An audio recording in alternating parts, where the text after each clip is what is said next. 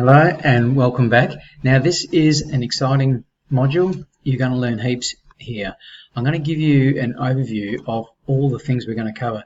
Now some people like to just say, all right Brendan, just tell me what to do.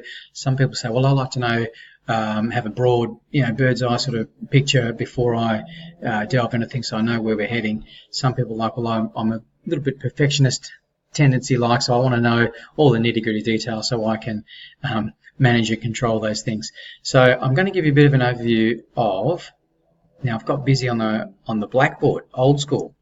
So let's have a look. So I'm going to give you an overview of this 5-step, see that 5, I think my face is over it, but this 5-step process.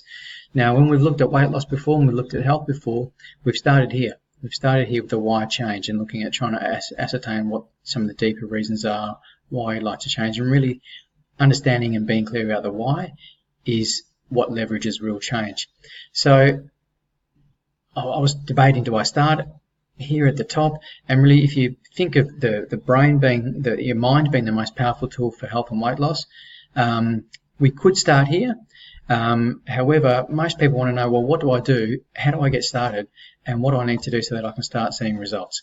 So in order to cover that bit, because when we start with the why and the goal setting and the realistic expectations, some people get a little frustrated and they're like, Brendan, just tell me what to do. I just want to get stuck into it.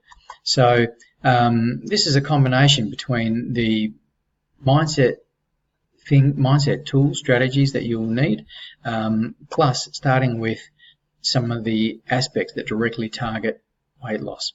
Now remembering, so I've put it here as a foundation, start here. And the topic or the key foundation for your health and weight loss is putting the good stuff in. Remembering that your body will not function well, and by function well, why would your body lose weight if it's in an unhealthy state or it's in a deprived state? That's both nutritionally but also in your mindset. The first thing and the reason why diets don't maintain is because we go into a deprivation state of mind, which means we can't stop thinking about anything but food and where are my next meals, and that's part of the trap in terms of many diets. So first step one, put the good stuff in. Now these are about addressing real needs. So I've titled this Real Wellbeing, if you can see that over underneath my image there, real well-being. So real well-being is about tackling some real needs. So when Precision Nutrition undertook a mass study in the US, they found that people were really deficient in some key nutrients. So whilst we can go into things like zinc and magnesium, what that can unfortunately lead to is people going down, well, I'm just going to supplement zinc, I'm just going to supplement magnesium, or I'm going to supplement with artificial light to make sure I get the vitamin D that I need. The point here is that we want to get what we need from our food.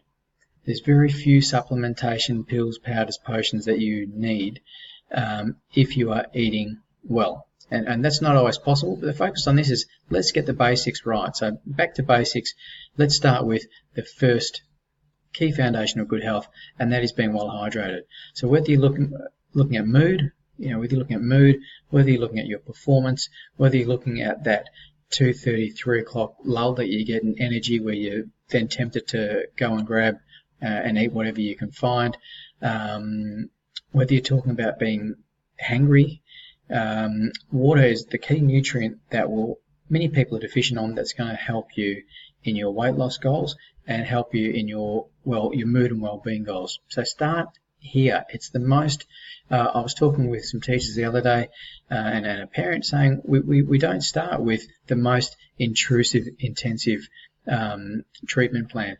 And often when we look at people who, and you'll hear this especially around the start of the year, I'm starting on the new keto diet, or I'm starting on this new detox, or I've got this new diet or new thing that I'm starting, and in my mind I cringe because I hear I'm setting myself up for failure, because I'm going to try all of these things all at once, and really we know that you've got minimal chance of success. So the first step, key step, critical step is put the good stuff in.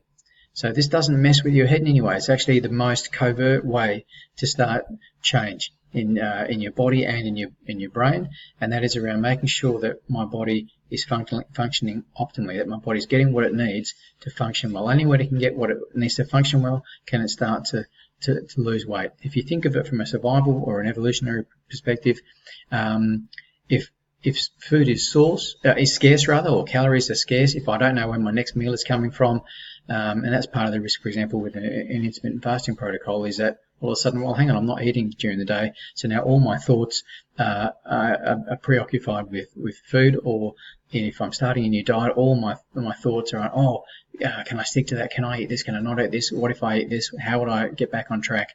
And so this is really a very covert foundation step, and start with putting in the good stuff. So that is water. Now, in terms of food, this is not going to be rocket science. You are going to know this stuff. You are going to look at putting in primarily greens and colourful sources of veg. Now, if you're in Australia, we used to have a 5 and 2, or a 5 serves of veg and 2 serves of fruit per day.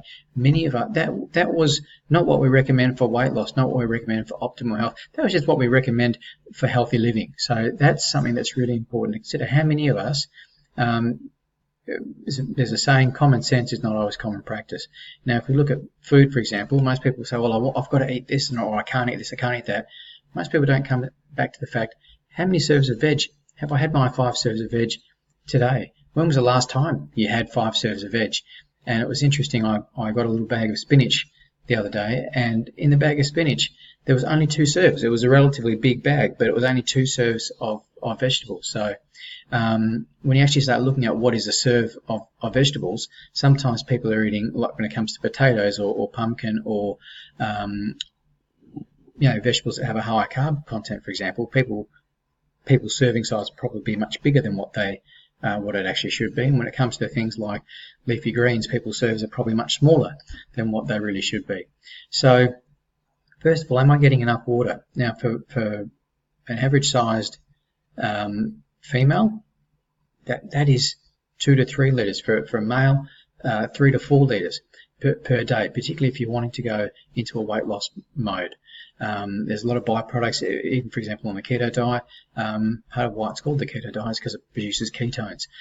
We need to be flushing and clearing our body to make sure that it runs efficiently. So most of us are nutrient deficient in water. Most of us are nutrient deficient in the amount of leafy or cruciferous veg. We're not eating enough vegetables to get the key nutrients that we need for our body to function well. EFA, that's essential fatty acids. Now, there's no such thing as an essential carbohydrate.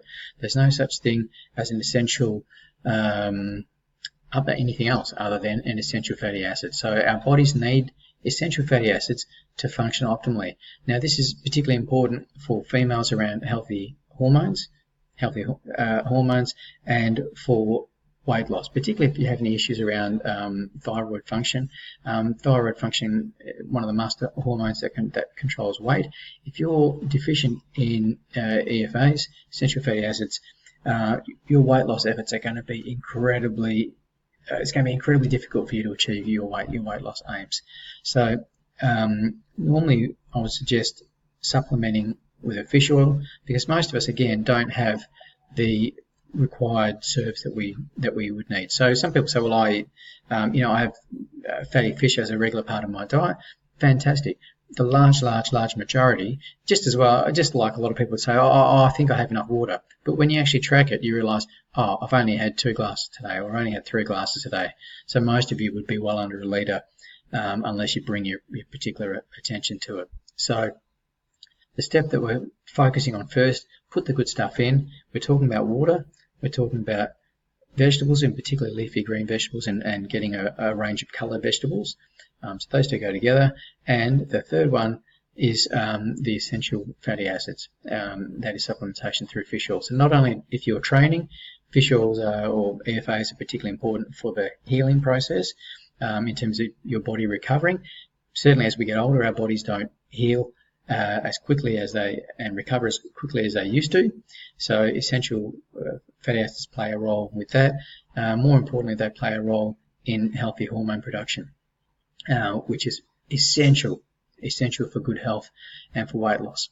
So they are the places to start. You find if you're well hydrated, and just to challenge yourself to eat 5 serves of the right types of vegetables in a day, you find just if you're drinking enough water and getting enough vegetables in, it's actually quite hard to fit in a lot of other things, because if you're well hydrated, besides helping your body function optimally, it also helps curb our appetite. So it's a natural appetite suppressant.